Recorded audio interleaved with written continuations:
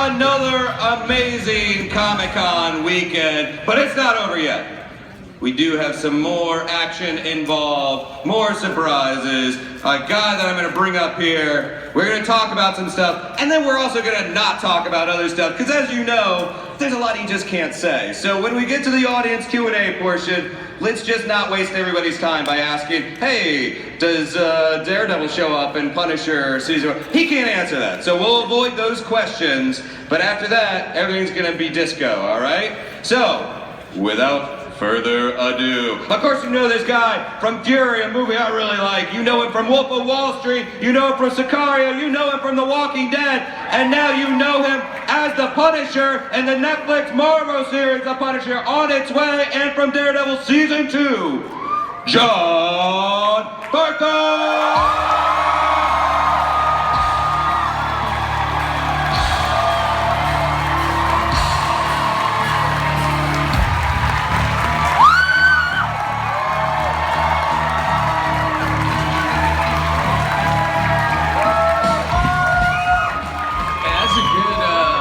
That's a good fucking song. They're like, what song do you want to go in on? I was like, you do whatever you want, dude. You did good, man. That's great song. That was great, yeah. What's up, New York?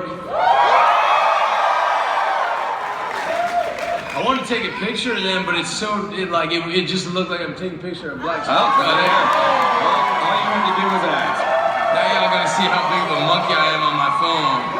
How it's like, how shitty I am on it. Oh, damn, look at you.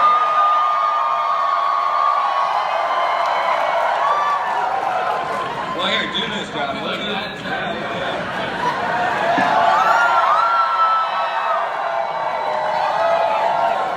Yeah, thank you, guys. Thank you. I love y'all. Hey, you had a big night last night. That was a good entrance at the Marvel panel last night. And thanks for coming back. Yeah. So when you were all gathered, there was probably like 20, 40 people gathered backstage last night for this whole thing. When you're back there and you're looking around and you're seeing, you know, there's Charlie Cox, Kristen Ritter, and Mike Colt, all these guys. Did you sort of, are you still kind of absorbing sort of the enormity of this project, of being involved in essentially one of the top biggest franchises in the entertainment industry right now? I mean, look, it's extremely humbling, and it's like I said before. I just, you know, Frank, you know, just Frank's in my heart, and he belongs in the imagination and in the minds and the hearts of the comic fans and in the members of the military that have worn the Punisher insignia to do battle for this country, and to the members of law enforcement that find something with the Punisher skull that means something to them. It means something to me. It's a huge responsibility that I'm extremely grateful that I get the opportunity. I'm extremely grateful that we get the chance to tell more of Frank's story. But I'm just I just desperately want to get it right and do right by all those people that he means so much. Thanks, man. Well, I mean, I would agree that, I would say that, and I think all you guys would agree that based on what we saw in season 2 of Daredevil, you're already there, and we can't wait to see what else is on the way, but you're already there, man. And I've known you long enough that I wouldn't lie. I would give you a little bit of crap. Thanks, man. Look, I appreciate, you know how it is, man. I just believe you don't bark a lot before you bite. I'm real into biting, you know what I'm saying? Instead of all that bark bullshit, so I don't want, you know, we're gonna do our best, and that crew is, New York City's got the finest crews in the world, and we're working our asses off, and we're gonna do our best. We're gonna do our best. Well, I'm glad you brought up New York City, because okay, so we can't talk about it, but we do know that you've just started production on the season. So, you know, Dog Day Afternoon, Taxi Driver, there's so many great 70s movies that really utilize New York as a character, really, of the movies. Do you think that that's something that you guys are kind of, that crime, that conflict, is that something that you like channeling? Do you feel like New York is a character in the Punisher universe? Yeah, I do. And look, it's the greatest city in the world, and I think that there's so much energy. You know, look, we're so fortunate to be able to shoot here. Look, to be honest with you, I like, and it was an unbelievable gift to shoot The Walking Dead in Georgia. I think you should shoot where it's taking place, because I think the setting and the atmosphere, is a huge part, and it colors it. And one thing about New York is you shoot something here, and everybody who works on that show, you got the best of the best in the city. So it's we're extremely fortunate, and I'm extremely fortunate to just sort of stay in this environment while I'm doing it. Mm-hmm. Yeah, I mean, I would say that. Nothing against Vancouver, they do great shows up there and everything, but if I saw Frank Castle walking down a set that's in Vancouver, I think we would all know it. Man, get the fuck out of here, right? We're going to open it up to some questions in a few minutes. We've got Ron and Denise manning the microphones, which are over there and there, so get your questions ready, and remember, keep it nice and safe, since we can't talk about plot lines or anything. But do you think that Frank Castle, a bad guy never thinks of himself as a bad guy, and Frank Castle does a lot of good, but sort of from the outside, do you view him as a good guy or a bad guy?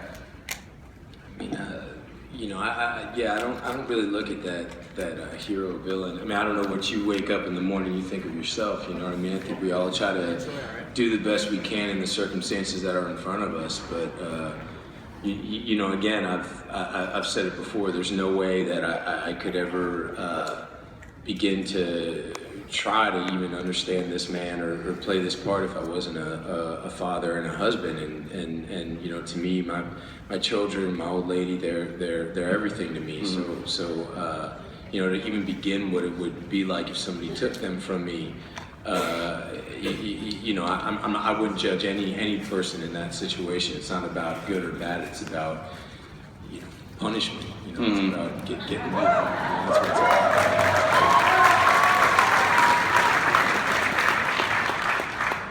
See, I mean, he's a guy that, he's accomplished sort of that goal of taking out the people responsible for that in season 2 of Daredevil.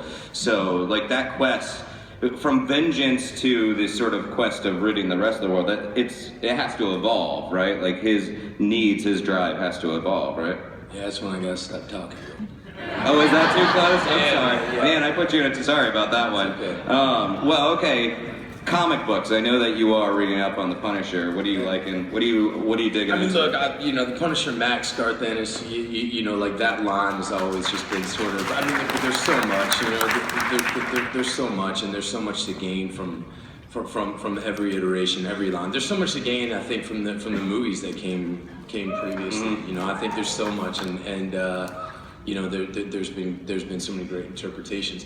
And I mean, just being here, there's so many great artists here at New York Comic Con who, people are coming by, and I've gotten the opportunity to meet so many just awesome fans this weekend. And there's just so much you can get from the art. There's so much you can get from the different sort of interpretations. And, I benefit from that a lot. Yeah. Yeah. I mean, it can't help to have basically a Bible, or it can't hurt to have a Bible of decades worth of material to draw from. Absolutely. Yeah. Absolutely. Let's throw it to a question over here. Hi. Oh. Hey, John. Hey, man. First of all, I gotta say I love your beard. I hate this beard so much. My wife hates this beard so much, man. No. Oh man. Anyway, sorry. Go ahead. So my name's Kier from White Plains. Nice to meet you. White Plains? Yes. I don't even know where the fuck White Plains is. Anyway, so you mentioned earlier about the previous actors and all the Punisher character in previous movies. I was just wondering, when you heard you got the role, did you watch any of the old Punisher movies and watch and study things like Dolph Lundgren, Thomas Jane, and what's his name? Ray Stevenson, right? Yeah. And did you try to emulate any of the stuff that they did, or did you figure out your own interpretation, or how was the process? I mean, I watch everything. You gotta watch everything, read everything, anything you can get your hands on. I love the Dirty Laundry. You see that one? Yeah. you know, look, man, it's a, you know, after you kind of go through that whole, I mean, I know we're not doing Inside the Actors Studio. I don't want to give you a whole bunch of, you know, but you know, I will say it's like once you kind of devour and eat up as much as you can, then it's really about making it as, to at least me, my way is just to try to make it as personal as possible and make it kind of my own, you know what I mean? But yeah, so it's like I don't, you know, I think they all kind of influence you in different ways, but yeah, I don't think I was like, oh, I want to do exactly what he did in this moment. Yeah, you know, I don't really do that, but it was a great pleasure to watch all those. You know? Either way, you did a great job. Thanks, man. You got a good voice, man. You don't even need that microphone. White Plains, dude. White Plains. Well, I know you said it's not inside the actor studio, but like how you trained, it really does contribute to what you're bringing to the screen or to the stage. You studied acting for a time in Russia, is this right? Yeah. What is the, I don't even know, it's a different style, what is it? Like, and how does that sort of influence how you approach things? Shit. Yeah, you know, I just, yeah, I moved to Moscow when I was, you know, where I really wanted to, when I knew I wanted to be an actor. You know, I'd gone to college in this country to play sports, and I'd gotten into acting. I met a wonderful acting teacher who found something in me and awoke something in me that, you know, her name was Alma Becker, and she's one of the most important. Thank you, Dan. You know Alma? Alma's no, she's one of the most important people. She's one of the most important people in my life, man. She sort of gave me this gift to sort of find my path, and I was getting in all kinds of trouble back then, and I wasn't, because of different sorts of trouble, I wasn't able to finish school, and you know, I went to her and said, hey, I really want to be an actor, but to me it was no different than, you know, being a plumber, being a lawyer, being any kind of job. It's just, what are the steps? I said, what do I do? And she said, you know, I would go to Moscow and try to get into the Moscow Art Theater. So I did that, and you know, it kind of changed my life and made me approach the art. I probably sound like such a douchebag, but probably approach the art in a way that really fit in with me and my sensibility. It was very rigorous, very disciplined, harder than any sort of organized athletics that I'd ever done. It was pretty serious, and Alma ended up you know, marrying my wife and I. She was a minister as well, and she became a huge person in my life. And unfortunately, you know, she passed a few years back, way too early. She got taken from us, and when I was doing the movie Fury, the one day I was able to come home was for her services, and before that, you know, me and Brad Pitt shot a scene that was extremely important to me, and it was a way I felt of saying goodbye to Alma in a way, and we got to put some pictures of her up in the tank when we did the scene, and yeah, she'll always be in my heart, and she's quite responsible for, you know, now I have a family, and a shitbag kid like me has a career, and I'm extraordinarily grateful to her, and her memory lives with me. Thanks. Man, shit got personal. But it's insightful. It's good to hear, like, you know. Is it? Like half the room left, you know? Hey. Hi, my name's Shelby. I'm from Warrensburg, New York. What's up? Owensburg? No, Warrensburg. Warrensburg. It's a really tiny town. Right on. My question is, what was it like to transition from Walking Dead into the Marvel universe? Well, you know, there's a bunch of years in between, you know, and you know, you know, I'd mostly just been doing films, you know, which is great and different. And look, you know, when I started on Walking Dead, it wasn't what Walking Dead is now. You know, when we started on Walking Dead, you know, we didn't have, it was like just a few of us kind of out in the woods, you know, pretending there were zombies around. It was just this like unbelievably humble production. You know, we didn't have trailers, we didn't have, you know, it was just a group of like real badass people who were like really believed in this. And Walking Dead, you know, look, man, when we got done last night, the first thing I did is I went straight to go meet Steven and Melissa and Norman, and like they're my family.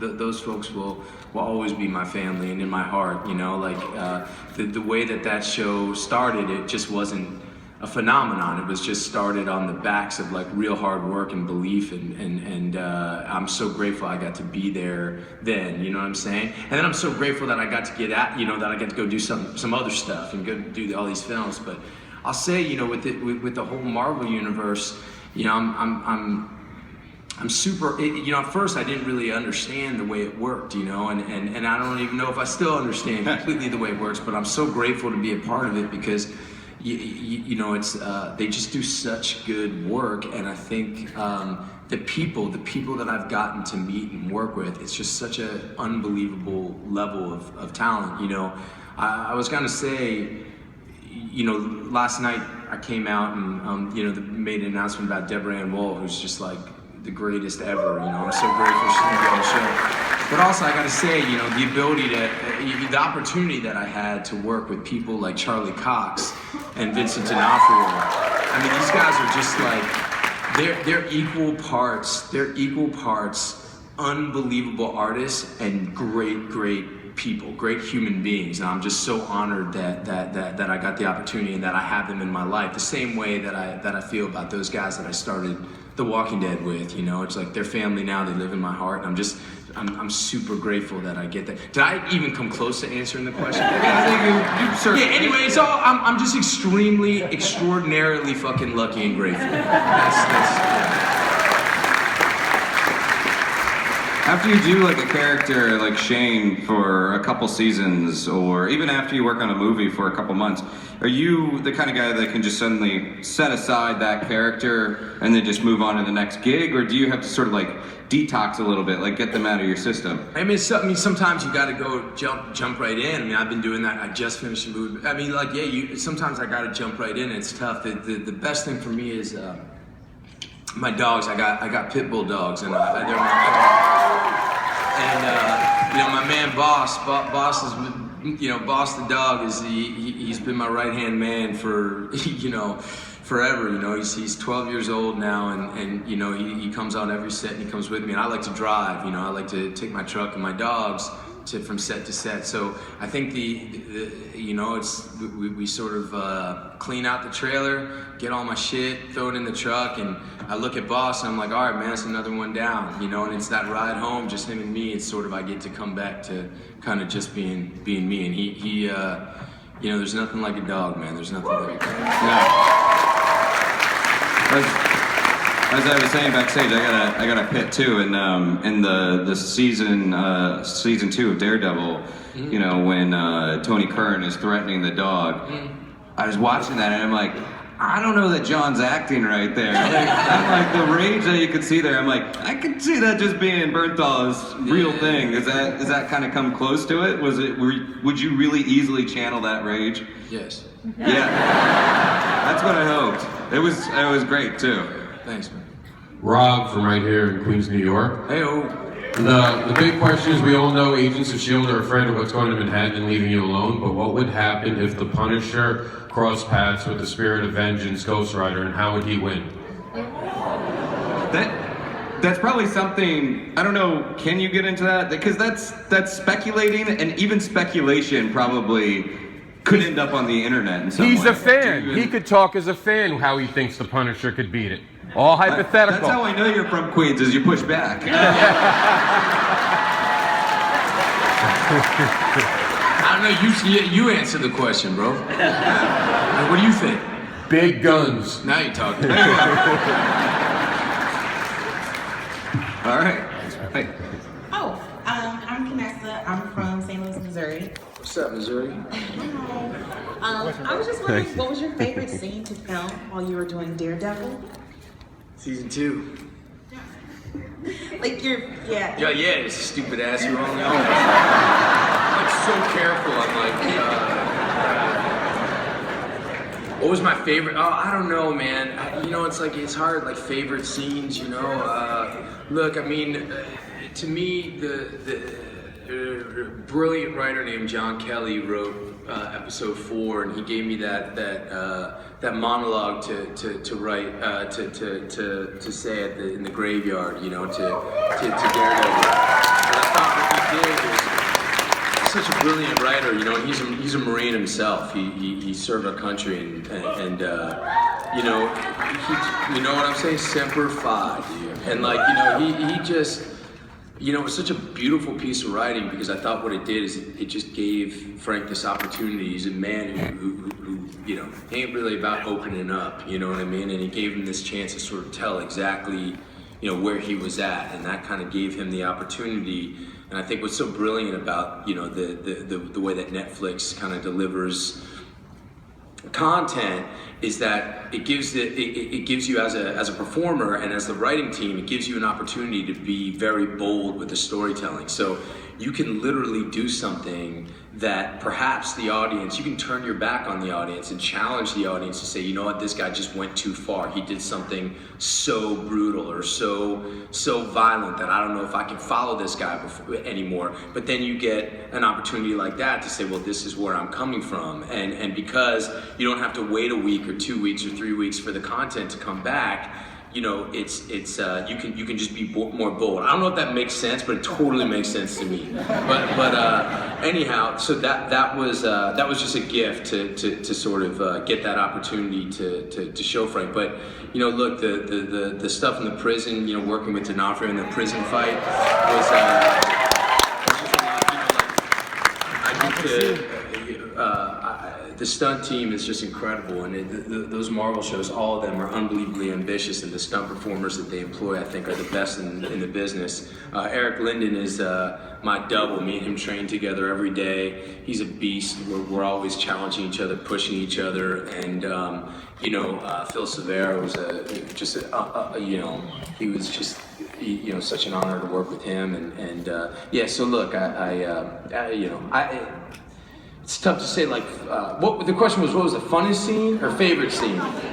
Favorite scene? Yeah, I you know, I loved a whole bunch of them, but, you know, yeah, sorry.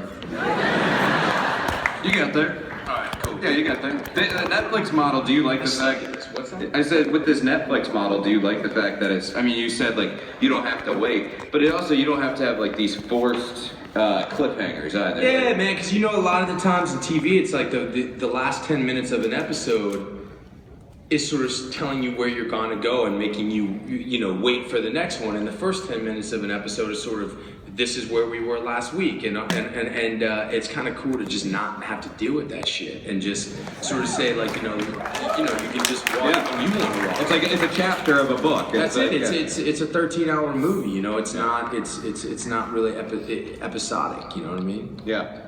Cool. Hi, Kelly. You touched on this earlier about how family was your theme through the whole season, and I really felt it the whole time. Was it something where you were able to get the scripts ahead of time and read all of them, since it is a series that drops on the same day, or did they tell you before you started filming the first episode what your motivation was? What my motivation was? The story about your family, your backstory. Was it something you had ahead of time? Because it felt like the thread went through the whole series. It wasn't just when we became aware of it. Yeah, I mean, I think the whole thing for Frank's journey in Daredevil season 2, I think the whole thing was, you know, it was pretty recent. He was still very much reeling and unhinged because of what happened. Everything was in reaction to that. I don't necessarily think it was the Punisher, you know. I think it was Frank Castle. You know, there's no part of him was really interested in ridding Hell's Kitchen of the criminal element. He just wanted to find who did that to his family and tear them apart. You know what I mean? Like, that's what it was about. So it's you know, that's just kind of like where he was at that point. You know what I mean? Yeah, I think. But who do you think is more messed up, Shane or Frank Castle? Not just because of the family stuff, but just the personal angst that he carries around with him. Because they both carry a little bit of angst around with them. But you're asking me? I am asking you. I don't know, man. I mean, what do you, you know, man? I mean, you know, everyone's trying to do the best they can.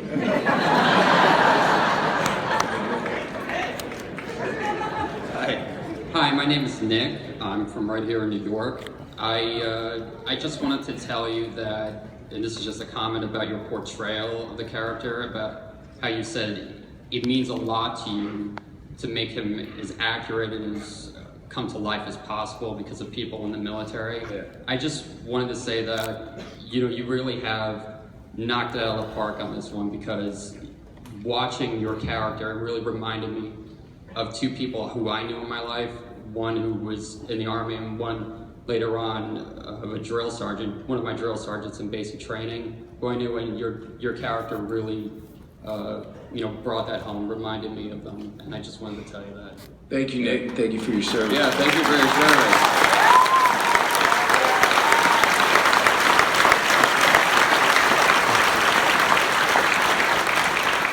Yeah, like Frank's superpower really is sort of this tactical mind, right? Like this thing that he learned through the military. Is that something that you kind of glean by talking to a lot of guys in the military? Did you kind of get a peek into how they think about things? Yeah, look, it's part of what I do Yeah. is the guys that I get to meet and form relationships with and train with, and the things I learn and the privilege. Anybody, if you have a vet in your life, if they give you the honor and you have the privilege of having them open up to you and talk about their experience, no matter what it is, that's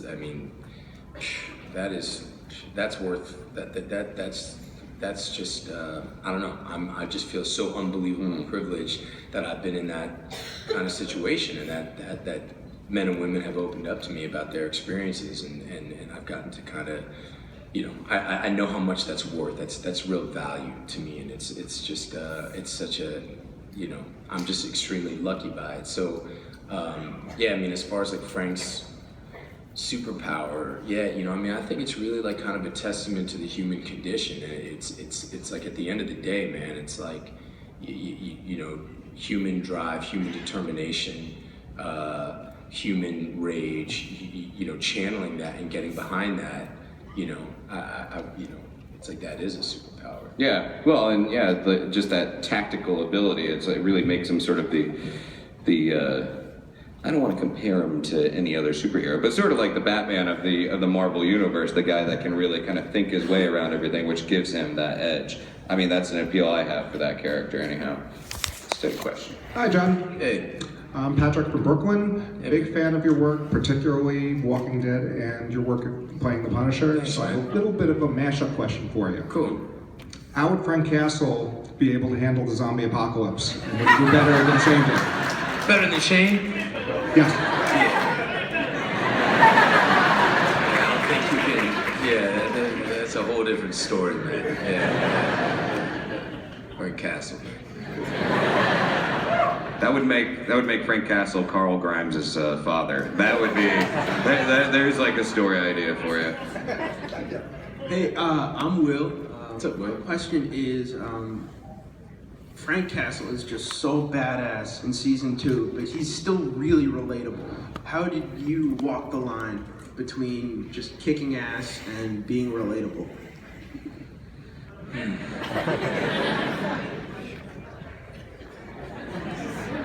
Thanks, man.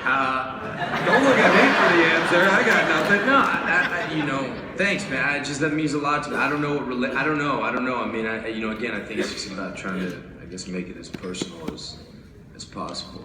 I can ask an easier question. Yeah, ask me something easier.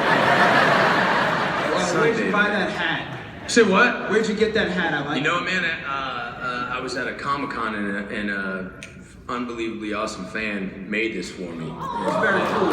Yeah. It's awesome. I wear it all the time. It's another thing that I wear that my wife hates too. I don't know. I gotta ask her what she hates more, the beard or the hat. So I try to put them together. Maybe they'll cancel each other out. I mean, but as far as the relatable question, I mean, you kind of answered it before. It's like everybody has a parent, everybody has a loved one in their life, everyone has, so that's it. It's that, whether it's a child, a spouse, whatever it is, I think that's exactly what makes him relatable. Look, man, I think with any of these things, I think it's probably, At any point, by the way, if you see a red dot on me, that's the Marvel folks. So, because I'm getting too close to say, so look, I see that red dot there. I'm like, oh shit. No, they would take me out first as like a warning. Like, No, I think they take me out first, bro. But like, I just know, like, so let's start, like, with Shane, you know, I think that, you know, there's a, you know, it's like the loneliness. It's like you got to get in touch. You know, I think to like play him as like, oh, he's this guy who just wanted to like, you know, sleep with his best friend's wife and he was evil and shit like that. I just think you're really doing the audience a big disservice. I think it's like everyone's been in that situation. They've been in love with somebody that they can't have, and they've been, you know, just unbelievably, you know, jealous, and they've been unbelievably. You just gotta, I think, kind of really sort of dive into the situation that the character's in and feel it for real, and not worry about, am I gonna be relatable, or am I gonna be likable, or am I gonna be funny, or you know, I just don't think that stuff. You know, I think you just gotta go for it. You know, try to make it your own. Yeah. Hi. Hi, I'm Joseph from Southampton. What's up, bro? I just wanted to know. Is that like the Hamptons? The Hamptons. Yeah. Oh, cool, man. I've never been there, but I heard about it. Like big parties and shit. So, perfect transition from what you were talking about. Judith, is she Shane's baby? Yes. I mean, you realize I'm about as in the know on that show as like, yeah, you probably know more than me. Like they don't give me shit, man. They're like, pack your bags, get out of here, man. But yes, I think she will have a giant nose and huge ears. And you can definitely see that she's Shane's baby. Thanks so much. Okay, man. That's what I meant when I said Carl Grimes. I said Carl Grimes, not Judith. That would make Frank. You've been messing up left and right, bro. I know, man. I understand. I know. Okay. Say who? What?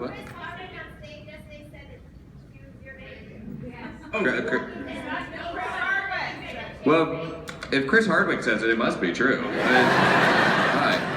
Hi, my name is Amanda. I'm from the city. So in Daredevil Season 2, I loved Frank and Karen's relationship. I think I'm not the only one, because I was here for the big announcement yesterday. So I was wondering what your favorite part of their dynamic is. Oh man, I just everything. I love working with her. She's just awesome. She's brilliant. She's so smart, and she's a bold actress. She's courageous, and you know, look, I don't know how much I can say. I mean, like, I can't say shit, dude. I just really dig her. I really dig her, and I think, I dig it as much as you. I love, like, days that I know that I'm working with her are, like, good-ass days. Yeah. Those season 2 scenes between you two, it was compelling because she could see she looked at a man and not just the monster, and she could see like the human in there and not just like a maniac, and that really came out with both of you guys' performance. It's Karen Page is an unbelievably fascinating character, and her backstory and all the secrets and all the stuff that it's a very, very cool character. Mm. Hello. Hey, my name is Alex Froyo. I'm from Brazil. What's up, man? Brazil! Don't ask me about that. I'm just gonna shake my head no. Oh, really? Alright, cool, man. Frank Castle has sometimes crossed the path of Captain America in the comics. And do you think your Punisher would raise a hand to Captain America? Would raise a hand. I think that's probably that's where I'm a bad cop, and I'm gonna say probably can't answer. What do you think, man? Well, if we're going off of the comic Civil War, no. Okay. Okay. Well, there you go. Brazil! My name is Jack. What do you find to be the most daunting aspect of portraying the Punisher? Daunting. See, they're asking acting questions too, man. It's not just me. No, you're great, man. I'm just... Say what? What'd you say? You can say it again. Shit, I just want to piggyback off of what you said. I love you too. Look, I don't want to get too into it. Look, guys, it's a tough thing because we're doing it, you know. But I just think the headspace, you know, it's a dark place to live in. It's just a dark place to explore. You know, that's what's daunting about it. It's which I said. Fans dealing with all these questions. I'm sure this is terrifying. What's that? Without the Dealing with all of us. I love y'all. No, I mean like I want to just do. I just really want to do right by you. I really want to do right, but I know how much this. He's not mine. He's comic. I said before, comic book character. The act of reading a comic means that you have these captions, you have this art, and you have these words, but it requires the reader to infuse so much of their own imagination. So these characters, they live in the hearts and the imagination of the fans. So it's like there's a sense of belonging there that I respect and I agree with. So it's like you got to get this right. You can't just ignore everything that's been out there and just. You got to do your work. You got to, So I guess that's a little daunting. But no, talking to y'all is like, no, I'm not even a little bit nervous. I'm nervous I'm gonna mess up and say some shit that I'm not supposed to say. But I love you guys. No, fuck it. Well, you just outside Punisher, you also just rapped with Baby Driver with Edgar Wright, correct? Yeah. I'm just curious about that's coming out in 2017, I think. Yeah, there's a bunch of I mean, yeah. So, I mean, just talk about the experience of working with Edgar, because that guy. I mean, he's a fan as well of all this stuff, but just like his directing style and just how you kind of clicked on that set. No, Edgar's great, man. It's a great cast. Kevin Spacey and John Hamm and Jamie Foxx and Ansel Elgort. They're. It's great. Look, it's a super ambitious movie. Again, on that one, I don't even know how much I'm supposed to say, but it's the whole movie is kind of. Yeah, it's just gonna be a dope movie, man. I think it's gonna be dope. But Accountant's coming out next year. And there's some cool other films coming out. I mean, there's a ton of cool films that I have nothing to do with that are coming out. But I got a bunch of movies coming out this year that I think should be pretty cool. Well, you've been lucky to work with a lot of amazing directors and then share the screen with a lot of great actors. But from the directing component, what makes a good director in your mind? What's the kind of director that you want to work with?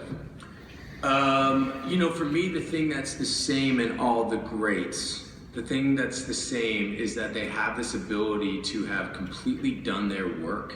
So they know it.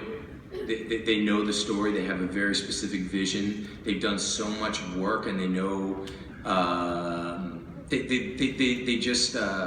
extremely prepared, but have this ability to completely let everything go in the moment and create an atmosphere where literally anything can happen, where it can change on a dime and it's alive and it's free. So it's this crazy kind of achieved combination of unbelievable preparation and unbelievable freedom that they just inspire everybody on set. It just becomes a set of where full, creativity can flourish and flow, and all the great ones, the great ones that I've worked with, they're all so different, but they all have that same thing in common. Do you like a director that's gonna show up and say, all right, John, this is what I want, or just lets you show up and do your own thing and then gives you notes or a nudge or whatever? Just both, man. It's like both. No one to hold them, no one to fold them.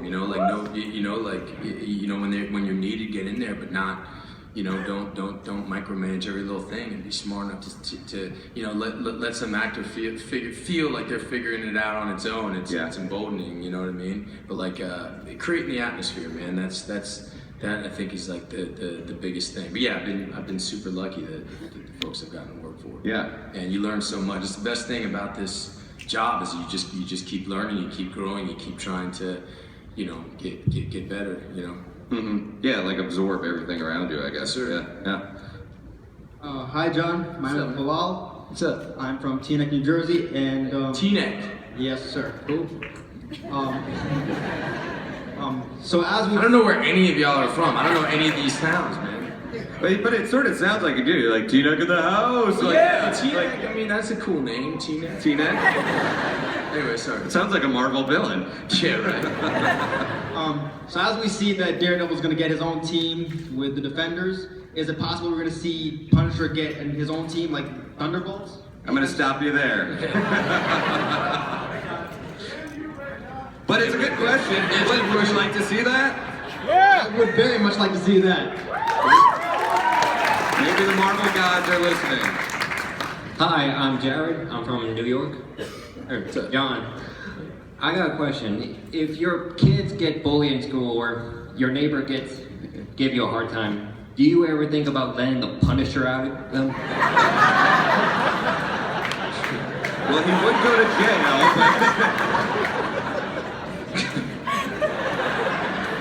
What do you think, John? I'm kind of wondering if I should cut out that question too. I mean, you know.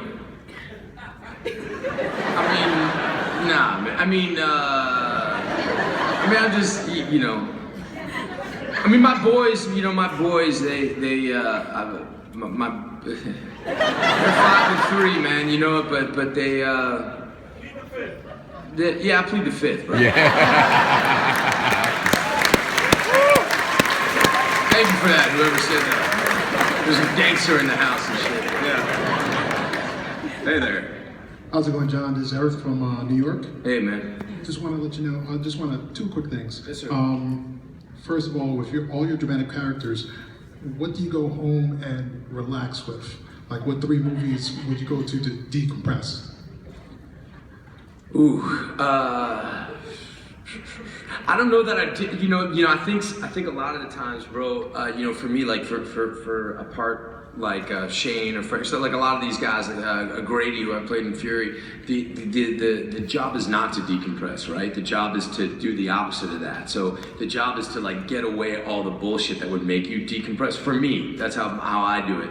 Like I want to stay in it, you know, like I don't want to be the kind of guy who's at the nightclub or you know, I've said before, like eating a bunch of Chinese food and like they're like, all right, now we're gonna play the scene where like you lost your fucking best friend or some shit, you know what I mean? Like I don't like doing that very much. But if I were gonna watch some stuff to just chill, I guess, you know, when I wasn't working, I like Dazed and Confused. I can watch that movie. You know, I can watch that movie over and over and over and over again, and it's True Romance. I feel the same way about. And you know, honestly, like anything, any scores, like Goodfellas, Cape Fear,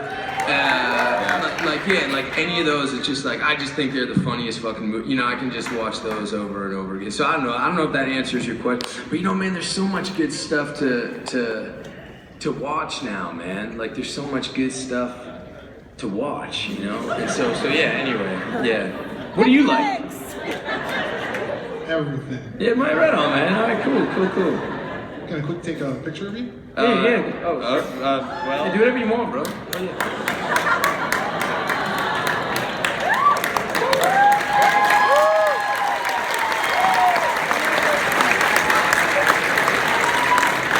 Glennon, you and I have talked before about books. You read quite a bit. Like you've given me some good book suggestions before. So what are you checking out right now? Are you reading anything? Yeah, I mean, look, the book that I'm like kind of like pumping, you know, whenever anybody asks, you know, the book I think everybody should read is this book called All Involved by Ryan Gaddis. It's an unbelievable. It will blow your minds. It's about it takes place in the wake, sort of in the days of the LA riots, but it's told through the point of view of a bunch of different characters, and it's so good, man. It's such a badass book. I just read another book called Ghetto Side, which is really interesting. I'm kind of sort of staying sort of in that same theme. But like, yeah, if I was going to suggest one book right now, like check out All Involved by Ryan Gaddis. It'll blow your mind how good this book is. It's a bad book, man. Does he know that? I mean, I would want to know if like someone was out there pimping my book a little bit. Yeah, Ryan. Yeah, man. He, you know, actually, it's like I'm such a dipshit on the computer and stuff, but I use the old Twitter, man, and I followed him, you know what I mean? I was like, this might work, you know, and I like wrote to him how much, and then yeah, we actually met, and you know, we got together, and then his old lady is real cool. She works at a school out in LA, you know, pretty rough community, whatever. So I went to the school and talked to the kids. They were putting on a play, and they were awesome. And like, so like, yeah, we have a relationship now. He came to my birthday party. I like Ryan a lot, but and he's working on his next book. But I promise you, I mean, if y'all are into that kind of thing, y'all like books, like read this book. It's called All Involved by Ryan Gaddis. I promise you, you will fucking love this book. I promise you. If not, you don't come throw shit on me. Like, you know what I mean? I'm not worried about it. It's that good of a book. Yeah. It's funny because it sounds like you had a bit of the fan moment with the author. 100%. I was like, you know, when I left, I called my mom. I'm like, Mom, the coolest thing happened. Like, oh my God, you wouldn't believe who I like. And he came and he talked to me and like, yeah. He's a beast, man. Yeah. Anyway, yeah, super cool. Yeah. That's awesome. Yeah. Hi, I'm Rachel. I'm from New Jersey. I can say I'm really nervous, and I love. Don't be nervous. Stop. Don't be nervous. Nothing to be nervous about. My question is another acting question. I'm sorry. That's okay. So, Hey, I'm cool if you're cool. I just don't want to bore this, you know, the snot out of y'all. Yeah. No, you would never. Okay. So obviously, like, we all read the comics. We've all know the Punisher, and we've seen you in Daredevil. But like in your show, how are we gonna see you portray the Punisher? Like, are you gonna put specific mannerisms? Like, how are you gonna make it your own so that it's not a repeat of what we've already seen? Ooh.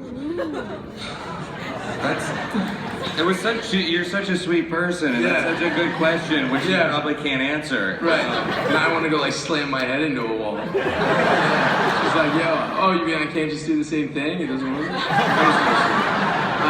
I can't go to, you know. I do like that she set the bar really low for you. It's like, yeah, just so, you know, don't repeat yourself, man. Right.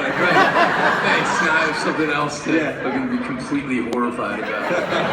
But thank you for that. You did such a good job. Don't screw it up now. Yeah, I know.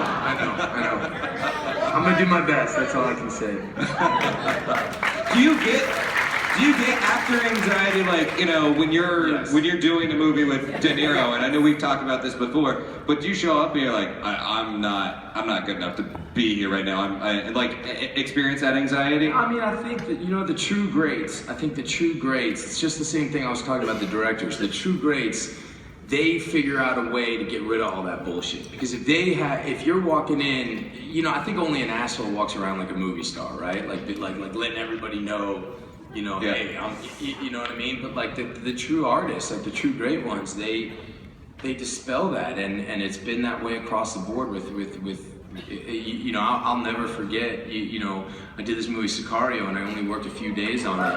When I came on, you know, Emily Blunt, man, I mean, first of all, great director with Denis, like, you know, this guy just totally did what I was talking about. You know, he's up there with the Scorseses and the Polanskis and the great ones that I've gotten to work with. But, you know, Emily Blunt, like, you know, just the way she was, she just made me, you know, it was a tough part because I had to kind of come in there and like pick her up at a bar and then make out with her and then try to kill her and then like get tortured in her car. Like, those were my days. And she was sort of like, you know, she was sort of like, I'm Emily Blunt, and you're, you know, that shitbag from the zombie show. That would be, you know what I'm saying? Like, that would have been a tough thing, you know? But instead, she just, like, had that ability of being like, let's do this. Like, let's do, and I think the great ones, you know, get the best, you know, do, so I think it also, at the end of the day, man, we all put our pants on one leg at a time. I mean, I think maybe some of y'all do two at a time, but we all wear pants or skirts or whatever. You know what the hell I'm saying? Like, we all eat, we all go to the bathroom, and we all, you know, we all do the same shit, right? So, like, there's no reason to, I mean, I think you've got to be respectful of everyone, but I don't think you need to fear anybody. Like, I just don't think that like is going to do anything really for you. And I think that a lot of times there's so much, I don't want to get like political, but I think there's so much like misunderstanding in our country right now, and we're so polarized, and people kind of believe in and want different things. And I just think like we're all so much closer to the same than anybody thinks. We all love our families. We all want the best for each other. We, you know, and it's like trying to say, oh, these kinds of people do this.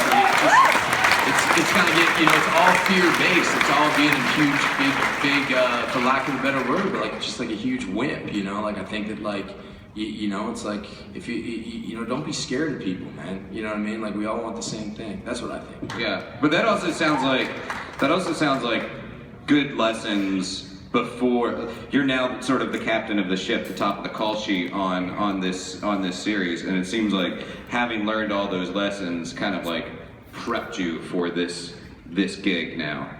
No? I mean, I'm gonna do the best.